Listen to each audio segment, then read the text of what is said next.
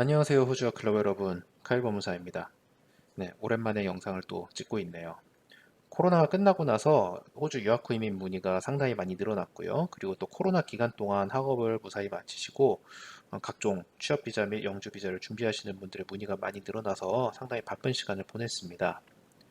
제가 오늘 영상의 제목을 조금 자극적으로 정했는데 그 이유가 저희 호주 유학 클럽뿐만 아니라 또 다양한 루트를 통해서 호주 유학 후 이민을 계획하고 들어오신 분들이 학업 중도에 혹은 학업을 다 마치고 졸업 비자 기간 중에 기술 이민이나 스폰서 이민으로의 길을 포기하고 호주 영주권자나 시민권자 파트너를 만나게 됨으로써 그 파트너 비자를 신청을 함으로써 영주권을 취득하실 수 있는 기회를 갖게 되어서 상담 문의를 많이 주시곤 하는데요. 저는 오늘 파트너 비자를 통해서 영주권 신청을 하는 거에 대해서 조금 경각심을 가지셔야 할 부분이 있어서 그 부분을 좀 짚어드리려고 영상을 찍고 있습니다. 자, 파트너 비자라는 거는 사실혼 또는 정식 혼인을 통해서 영주권을 받게 되는 형태인데 이 사실혼 관계는 이제 이민법에서 디팩토 릴레이션십이라고 보통 부르죠. 그래서 이제 사실혼 관계 혹은 정식 혼인 관계를 통해서 영주권을 신청하실 수 있는데 여러분들이 꼭 알아두셔야 될 것은 이 파트너 비자가 두 개의 스테이지로 나눠져 있다는 겁니다. 일반적으로 호주 내에서 파트너 비자를 신청하게 되면은 서브 클래스 820 그리고 서브 클래스 801이라는 비자를 동시에 신청하는 것으로 이해를 하셔야 되는데 비자를 신청하고 나서 먼저 그란트를 받는 비자가 서브 클래스 820 비자입니다. 이거는 임시 영주권이라고 볼 수 있어요. 뭐 어떤 분들은 가영주권, 뭐 템포러리 영주권이라고 부르시기도 하는데 이거는 이 가영주권이라는 거는 임시 영주권이라는 말은 이 비자는 취소가 될 수 있다는 얘기예요. 이 820, 801 비자를 신청을 하고 나서 2년이 지나게 되면 취소되지 않는 영주권인 801 비자가 심사가 시작이 됩니다. 그러니까 820 비자를 소지하고 있는 기간은 영주권자로서 대접을 받을 수 있지만 파트너 비자를 유지하게 되는 근거가 사라지면 이 비자는 취소가 가능해요. 다시 말해서 사실혼 관계나 혼인 관계가 서브 클래스 801 비자 그란트 이전에 종료가 되면 당연히 801 비자는 그란트가 될 수가 없고 820 비자, 현재 갖고 있는 820 비자마저도 이제 소멸을 하게 되겠지요. 그런데 801 비자를 받은 이후에 이 관계가 종료가 된다? 그러면은 관계가 종료가 됐다 하더라도 비자 그란트 이후에 관계가 종료가 됐다라는 전제하에 이 관계가 종료가 되더라도 받으신 801 영주 비자는 유지가 가능하세요. 이 파트너 비자를 신청할 때 보통 4 pillars라고 부르는데 요 네 가지의 큰 기둥, 그러니까 네 개의 요소들을 만족을 시켜야 돼요. 그 요소들이 바로 financial aspect, 그리고 nature of household, social aspect, 그리고 nature of commitment 요 네 개의 영역을 만족을 시킬 수 있어야 되는데 financial aspect 같은 경우는 이제 서로 간에 경제적으로 의존 관계다라는 걸 입증을 하셔야 돼요. 뭐 예를 들면 조인트 어카운트를 운영을 하셔야 되고 그리고 뭐 집을 구매했을 때 공동 명의로 구매를 한다던가 혹은 그 집의 대출금을 공동 명의로 대출을 받았다던가 뭐 렌트를 했다라고 하면은 공동 명의로 렌트가 되어 있는가. 그러니까 그 이 관계를 유지하면서 발생하는 비용들에 대한 공동 책임을 지고 있는가를 증명을 하셔야 돼요. 한편 네이처 오브 하우스홀드는 뭐 가족 구성의 본질이라고 얘기를 해야 될까요? 파트너로서 함께 살면서 가족 단위의 생활을 유지하기 위해서 동등한 책무와 헌신을 하고 있는가? 이런 것들을 뭐 일컫는 부분이고요. 그리고 소셜 에스펙트는 사회적 인식, 주변인들이 둘 사이를 공식적인 파트너로 인식을 하고 있고, 그리고 공식적인 커플로서 사회적인 활동이나 액티비티를 참여하고 있는가. 그리고 네이처 오브 커미먼트는 둘 사이의 관계를 롱텀 릴레이션십으로 인식을 하고 서로 간의 백그라운드를 충분히 이해하고 있고 개인사를 인지하고 있고 그리고 장기적인 관점에서 동반자로 인식을 하고 있는가 이 부분들을 만족을 시켜줘야 돼요. 그래서 어떠한 자료들이 제출이 돼야 되는가는 뭐 여기서 자세하게 다루진 않겠습니다. 자, 아까 했던 얘기로 돌아가서 820 비자와 801 비자가 동시에 신청이 된다고 그랬잖아요. 그래서 처음 비자를 신청할 때 이 앞서서 말씀드린 네 가지 영역에 대한 증거 자료들이나 이제 뭐 기타 에비던스들을 함께 제출을 하고 그리고 자연스럽게 820 비자를 먼저 그란트를 받게 되겠죠. 뭐 옛날에 오래 걸릴 때는 뭐 2년 이상 걸릴 때도 있고 빨리 받으신 분들은 뭐 4, 5개월 만에 받으신 분들도 계시고 한데 이 비자 신청서를 제출한 날로부터 2년이 지나게 되면 801 비자를 심사를 받기 위해서 추가 자료를 제출하실 수가 있어요. 그래서 이 801 비자를 받기 위해서 이 820 비자 신청 시점서부터 801 비자 신청하는 시점까지 그 사이에 또다시 그 4개의 영역의 증빙 자료들을 제출을 하셔야 돼요. 간혹 가다가 파트너 비자 심사가 길어져서 820 비자를 한동안 못 받으시는 분들이 계시거든요. 그래서 신청한 지 뭐 2년이 지나도 안 나오는 분들이 뭐 예전에는 좀 많이 있었는데, 이런 경우에는 이민성에서 이미 뭐 801 비자의 그 신청 요건까지 만족이 된 기간이잖아요. 2년이 지나게 되면. 그래서 820 비자와 801 비자를 동시에 그란트를 내는 경우도 존재합니다. 자, 그런데 이 파트너 비자가 왜 위험할까요? 둘이서 행복하게 잘 살면 아무 문제 받을 수 없는 비자. 사실 어떻게 보면 굉장히 손쉬운 비자라고 볼 수 있는데, 거기에 제가 이 비자의 위험성에 대해서 2가지 부분을 좀 짚고 넘어가고 싶어요. 그 이유 중 첫 번째는, 파트너 비자는 내가 내 의지대로 컨트롤할 수 있는 변수가 상당히 적어요. 항상 영주권, 그 호주 영주권을 도전하기 위해서 제가 유학 후 이민을 주로 이제 영상을 준비해서 보여드렸었는데, 이 호주 영주권을 도전하기 위해서 내가 컨트롤할 수 있는 변수를 많이 갖고 있는 옵션이 유리하다는 걸 항상 강조를 드렸어요. 그런데 파트너 비자는 그 메커니즘이 굉장히 단순하지만 반대로 작용하는 변수들이 관계, 그러니까 릴레이션십이라는 하나의 큰 틀 안에서 움직이는 변수들이 많기 때문에 내가 통제할 수 있는 변수가 상당히 적다는 걸로 이해를 하셔야 돼요.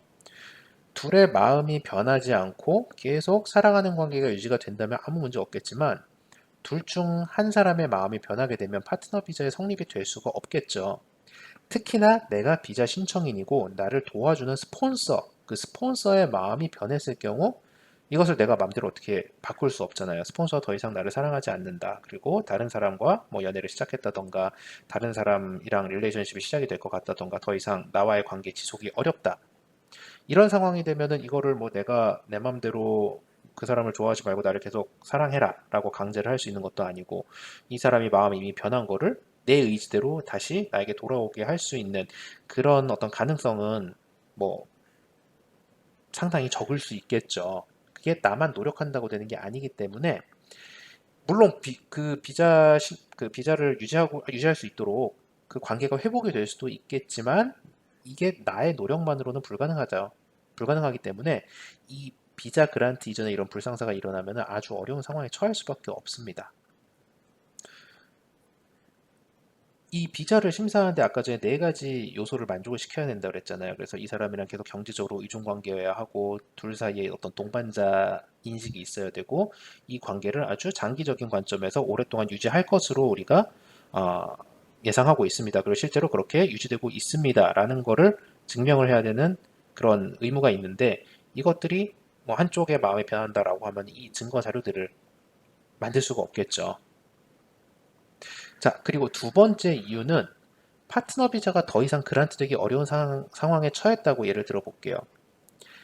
더 이상 뭐 이 파트너의 마음이 변해서 더 이상 이 파트너 영주 비자를 받을 수 있는 상황이 아닌 그런 상황이 됐다 이미. 그랬을 경우에는 내가 이 파트너 비자 이외에 다른 비자로 신청을 할 수 있는 선택할 수 있는 옵션이 그렇게 많지가 않아요.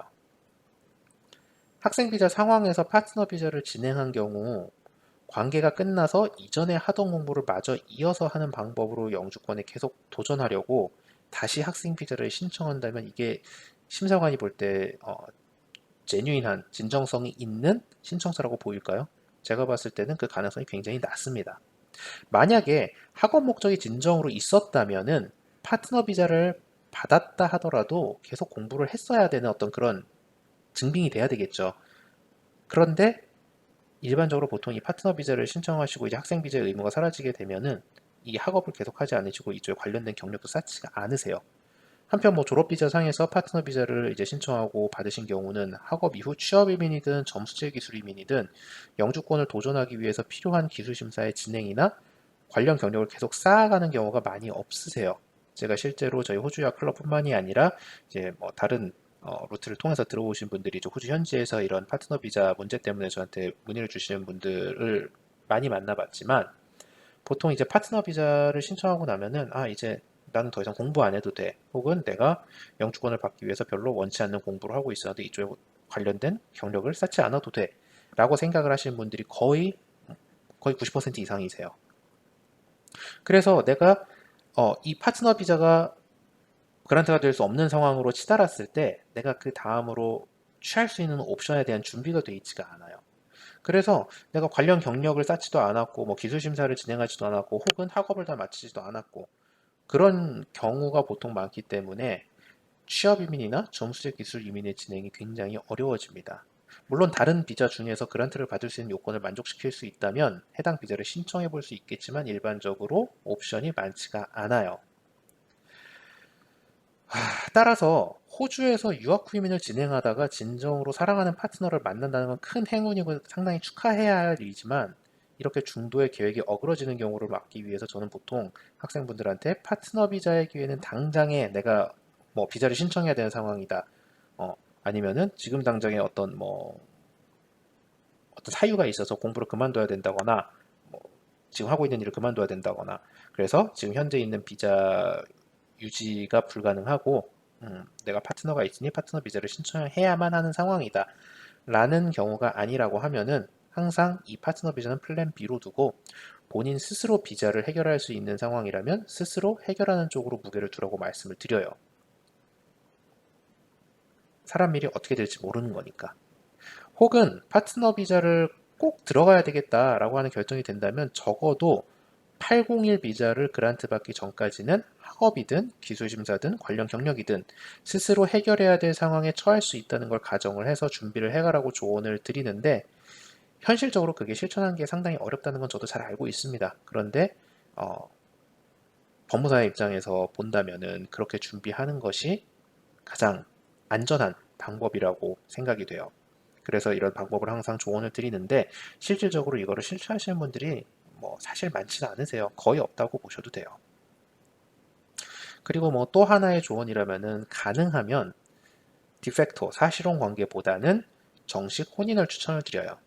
사실혼 관계는 엄밀하게 얘기하면 법적 구속이 없기 때문에 관계의 종료가 정식 혼인 관계에 비해서 너무 쉽게 이루어질 수 있어요.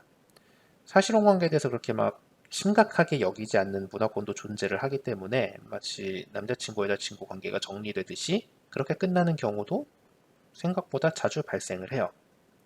그래서 만약 파트너 비자를 꼭 진행해야 되는 상황이다 라고 하면 가능하다면 정식 혼인을 좀 하시는 방향으로 저는 조언을 드립니다.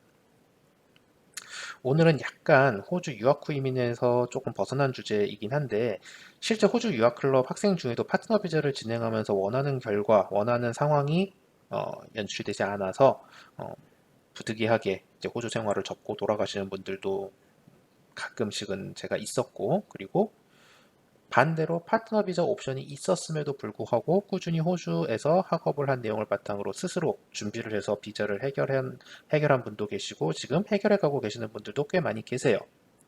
그런 친구들 중에 결과적으로 파트너랑 관계가 계속 유지가 되는 사람들도 있지만 분명한 거는 그렇지 못한 케이스도 생각보다 많다는 것을 알려드려야 될 것 같아요. 그래서 내가 파트너 비자를 진행을 하면서 내 스스로 비자를 해결할 수 있는 그런 준비들을 해온 사람들과는 전혀 다른 상황에 처하실 수 있음을 꼭 명심을 하셔야 될 것 같습니다. 이제 코로나가 뭐 아직 공식적으로 종료된 건 아니지만 그래도 이제 어느 정도 이제 코로나라는 존재를 인정을 하고 우리가 어떻게 그 코로나라는 바이러스가 있는 상황에서 어떻게 대처를 해가면서 삶을 영위할 것인가에 대한 어떤 그런 노력과 실천들이 이루어지면서 이제 호주 유학 후 이민도 조금씩 활기를 띄어가고 있습니다.